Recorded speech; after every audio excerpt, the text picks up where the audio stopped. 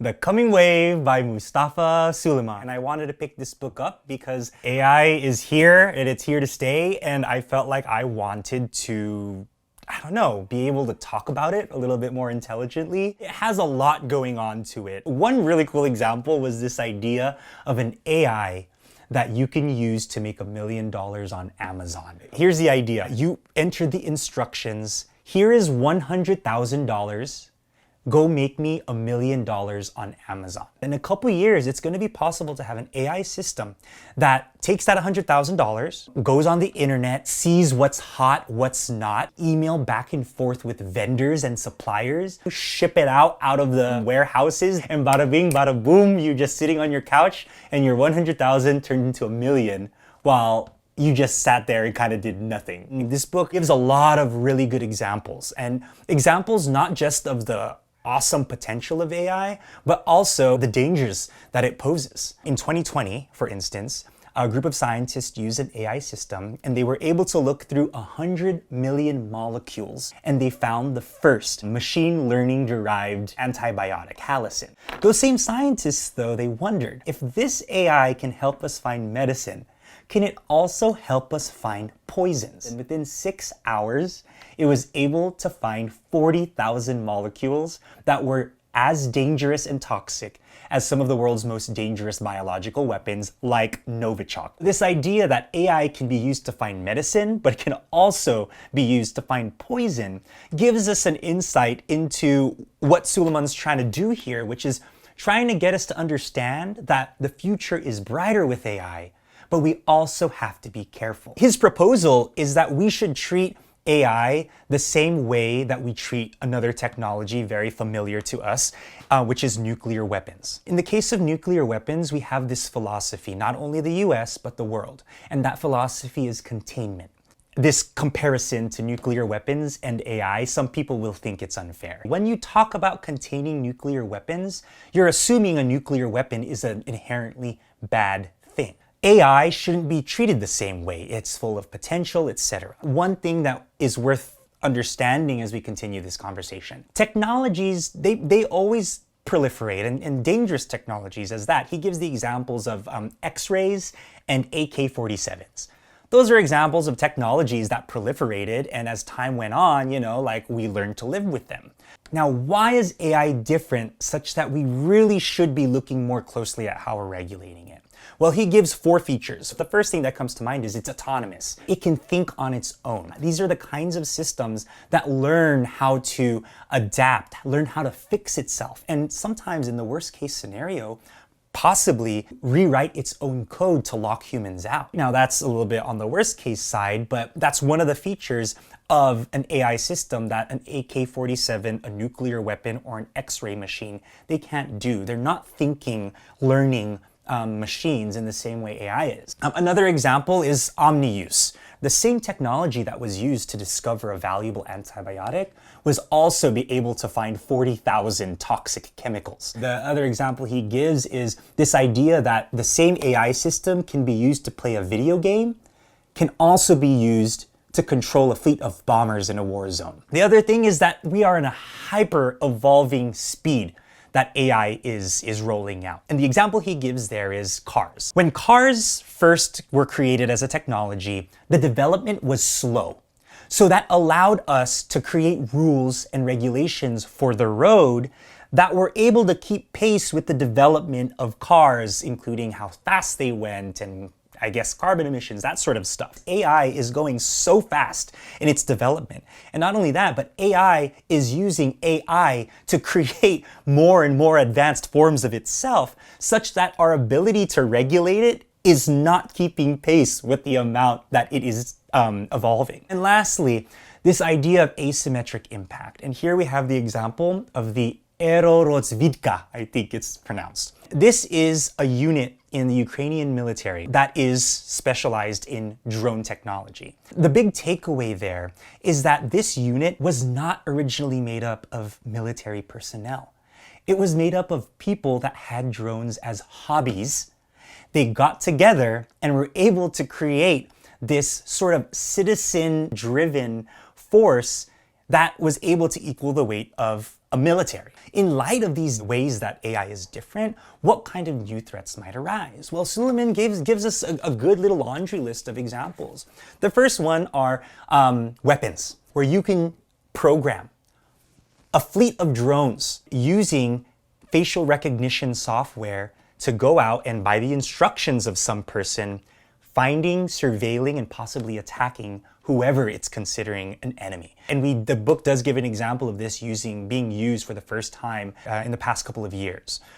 Misinformation, disinformation. This is the world of deepfakes. The book gives examples of making politicians look sicker, having politicians surrender in a war even though that person wasn't actually surrendering, it was a deepfake. But let's talk about one example he gives in Hong Kong. A group of fraudsters was able to contact a Hong Kong bank, and by using deepfake technology, were able to get the bank to transfer millions of dollars into the fraudster's account. When they had to explain themselves, they said, look, it sounded like the person, the documents looked correct. So not just in the political sphere, but in the private sector, at your job, when you pick up a phone, are you talking to the person you think you're talking to? Technological unemployment. AI going after our jobs. Of course, there's examples of technology taking jobs before. He gives the example of light bulbs replacing candle makers, cars replacing carriage makers. In those cases, it was often the case that candle maker or that carriage maker, they go from physical manual labor to cognitive manual labor. Think about making spreadsheets or administration tasks. What happens when AI's cognitive abilities outpace what us humans are able to do? I think that anyone that has used ChatGPT or a system like it knows that those cognitive-based jobs where you're summarizing reports, preparing documents, doing data entry, a lot of that is what AI is coming to sort of replace. And just one more example, I'll keep this one brief, but one more example, mass surveillance. Is your government watching you? Because cities like London and multiple cities in China are already examples of how Orwell's 1984 is not just a thing of the future, but it's a thing that can happen now. So be careful out there. In these ways, these different examples that the author gives us, we're able to see a future in which AI does present certain threats that maybe we think deserve containment. When it comes to containment, what does that actually look like? Let's just think about it in terms of, for instance, the more specific a technology is, the easier it is to contain. As great as ChatGPT is at writing an essay or a best man speech, it can't drive a car.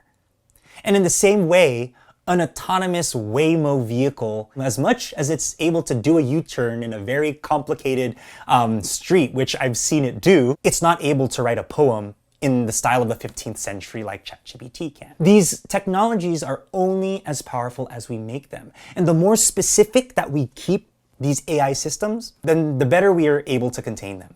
So when we talk about containment, one is sort of the technical constraints of these technologies.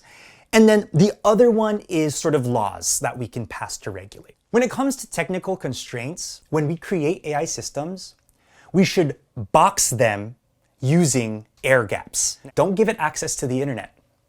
Actually keep it in specific boxes in a specific location and limit the amount of human interaction that these systems have. By boxing the AI in this way as we develop them, then we are able to prevent it from escaping into the real world, okay? That's Suleyman's terms. The other thing that I think, is also being talked about is having actual off switches, a kill switch of some kind that is able to be used to completely shut it down.